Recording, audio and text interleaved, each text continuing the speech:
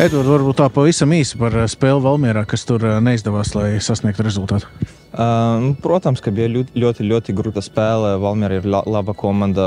Viņi spēlē tā vairāk pretuzbrukumos. Es domāju, ka mēs bijām gatavi, bet kaut kas nesanāca, varbūt pressings, varbūt kaut kas vēl. Bet nākamā spēle pret Liepoju jāpaņem tie 3 punkti un jāturpina tālāk.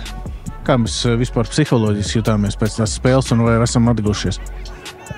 Protams, ka mentāli, psiholoģiski ir ļoti grūti, bet mēs esam profesionāli un mēs koncentrējamies uz spēli rītdien un cerams, ka mums viss sanāks. Laikapstākļi atkal nedaudz pamainījušies. Kas šādā laikā, kad vējš un vēsāk, kas būs svarīgākais? Es nezinu, ir ok, ir tāda futbola laiks un nekas baigi mums mainīt nevajag un vienkārši spēlēsim rītdien un visu. Varbūt nelielas lietas, bet nekas. Ko mēs no Liepājas sagaidām, ko par to komanda var teikt?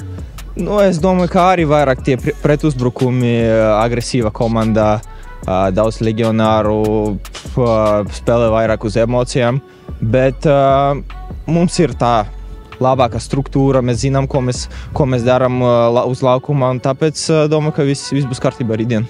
Paldies! Paldies!